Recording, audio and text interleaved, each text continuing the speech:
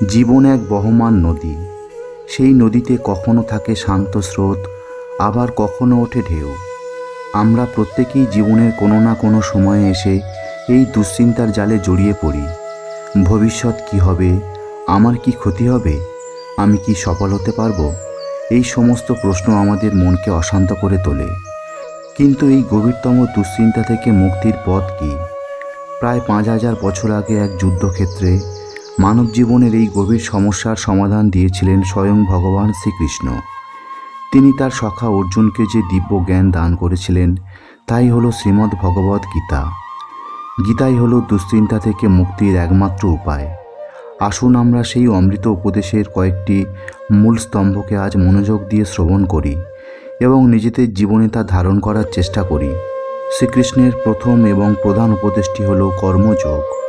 দুশ্চিন্তার মূল কারণ হল আমাদের ফলাফলের প্রতি তীব্র আকাঙ্ক্ষা এবং তার ব্যর্থতার ভয়। ভগবান শ্রীকৃষ্ণ বলেছেন, কর্ম করার ওপর কেবল তোমার অধিকার আছে, কর্মফলের উপর তোমার কোনো অধিকার নেই। কর্মফলের হেতু হয়ে ওঠো না, আর কর্ম না করার প্রতিও তোমার আসক্তি যেন না থাকে। আমরা যখন কোনো কাজ শুরু করি আমরা চাই সফলতা, কিন্তু ফলাফল কি সবসময় আমাদের হাতে থাকে না। প্রকৃতি, সময়, অন্য মানুষের সিদ্ধান্ত, বহু অনিয়ন্ত্রিত কারণ তার উপর প্রভাব ফেলে। যখনই মন দুশ্চিন্তাগ্রস্ত হবে নিজেকে প্রশ্ন করুন, আমার হাতে কি আছে? উত্তর আসবে আমার চেষ্টা, আমার মনোযোগ, আমার সততা এবং আমার বর্তমান মুহূর্তের কাজটি। দুশ্চিন্তা হলো এক প্রকার মানসিক ব্যাধি, যা আমাদের বর্তমান কাজ থেকে দূরে সরিয়ে ভবিষ্যতের কাল্পনিক ব্যর্থতা নিয়ে ব্যস্ত রাখে। ভগবান শ্রীকৃষ্ণ বলেছেন, ফলাফলকে ভগবানের হাতে বা প্রকৃতির হাতে ছেড়ে দাও। তুমি কেবল তোমার কর্তব্যটি নিখুঁতভাবে করে যাও। একজন ছাত্রের কাজ পড়া, ফল বেরোনোর চিন্তা তার নয়। একজন কর্মীর কাজ দায়িত্ব পালন করা। কর্তব্য করো আনন্দ নিয়ে, আর ফল যাই হোক তাকে প্রসাদরূপে গ্রহণ করো। এই অভ্যাসই আপনাকে কর্মজনিত দুশ্চিন্তা থেকে মুক্তি দেবে। জীবনের সবচেয়ে বড় দুশ্চিন্তা হলো মৃত্যু ভয় এবং ক্ষণস্থায়ী বস্তুকে হারানোর ভয়। এই ভয় আসে আমাদের ভুল আত্মপরিচয় থেকে। ভগবান শ্রীকৃষ্ণ অর্জুনকে বলেছেন, আত্মার কখনো জন্ম হয় না, মৃত্যুও হয় না। আত্মা সৃষ্টি হয়ে আর কখনো যে হবে না তা নয়। আত্মা জন্মরহিত, শাশ্বত, নিত্য এবং পুরাতন। শরীর নিহত হলেও আত্মা নিহত হয় না। শ্রীকৃষ্ণের এই উপদেশ আধ্যাত্মিক জ্ঞানের ভিত্তি। আমরা যখন নিজেদের কেবল এই অস্থায়ী শরীরের মধ্যে সীমাবদ্ধ মনে করি, তখন বার্ধক্য, রোগ, প্রিয়জনের বিচ্ছেদ বা মৃত্যুর চিন্তায় আমরা আতঙ্কে ভুগি। আমরা ভয় পাই কারণ আমরা মনে করি আমার অস্তিত্ব শেষ হয়ে যাবে। কিন্তু ভগবান শ্রীকৃষ্ণ আমাদের মনে করিয়ে দেন, আমরা শরীর নই, আমরা হলাম এক জ্বলন্ত, জন্ম মৃত্যুর ঊর্ধ্বে থাকা শুদ্ধ আত্মা। শরীর একটি পোশাকের মতো, যা জীর্ণ হলে আত্মা তা পরিত্যাগ করে নতুন পোশাক ধারণ করে।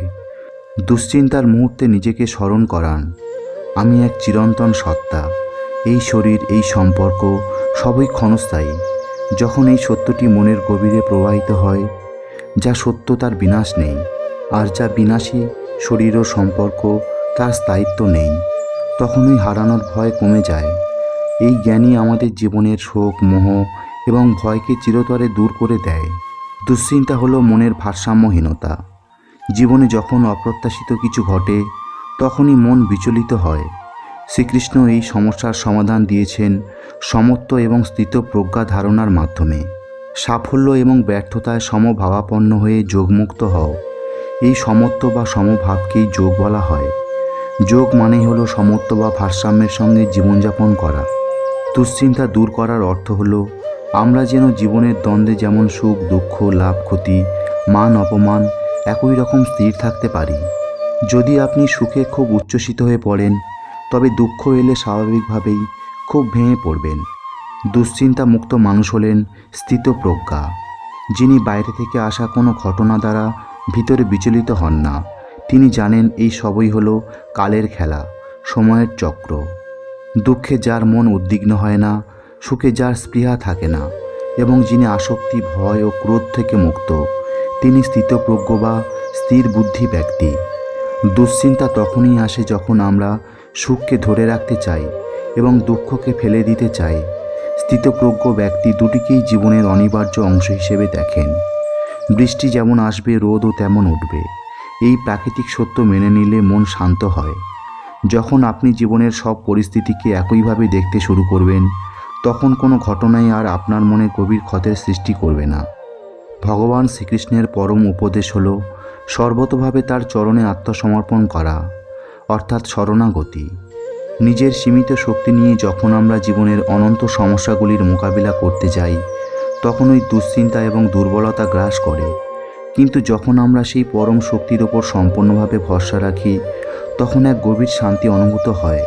ভগবান শ্রীকৃষ্ণ বলেছেন, সর্বধর্মায়ণ পরিত্যাজ্য মামেকং শরণং ব্রজ, অহং তাং সর্বপাপেভ্যো মোক্ষয়িষ্যামি মা শুচ।